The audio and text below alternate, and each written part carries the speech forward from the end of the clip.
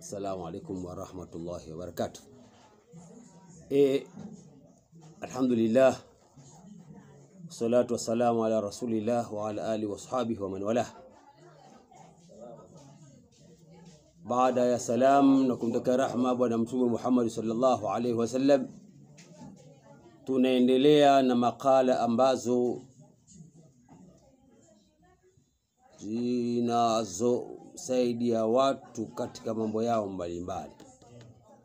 Tumepata hamu kubwa, hamu ya kuendeleza kutoa masomo kutokana na watu wengi kufanya mawasiliano na sisi kutokana na mambo mbalimbali ambayo wanachukua katika The Mu'min Online TV na kuyafanyia kazi majambo hayo. Marejesho yake yanakuwa ni mazuri, na sisi kutokana na hayo inatupa moyo kuona masomo haya yanafuatiliwa.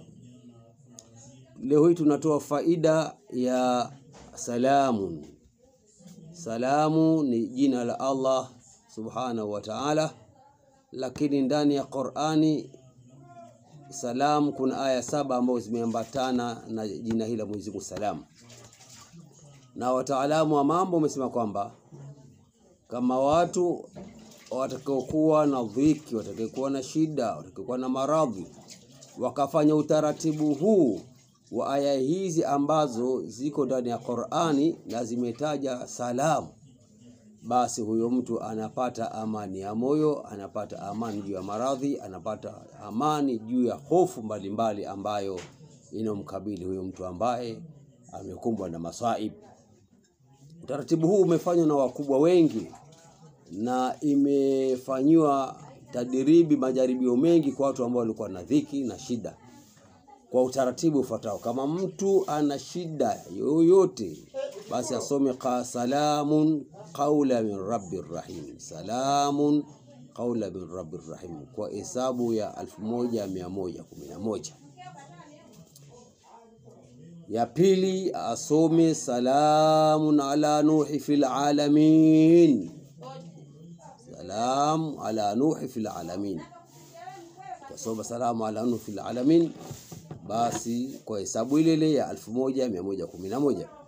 Kisha asome salamu ala Ibrahim ala 1111, salamu ala Musa wa Harun asome mara 1111. Asome salamun hiya hatta matul fajr asome mara 1111. Asome salamu ala ali Yasir asome mara 1111. Asome salamun alaikum tibtum fadkhuluha khalidin asome mara 1111.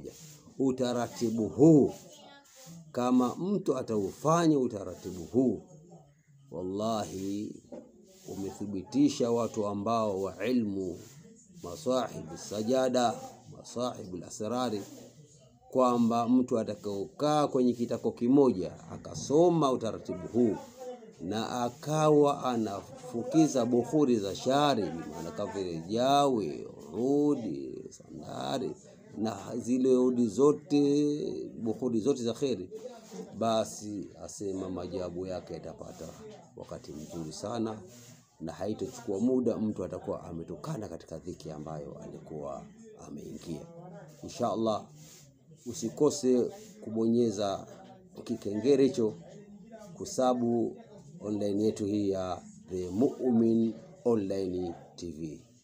Wabillahi tawfiq, ahikum Sheikh Rashid bin Saadi wa Kibura.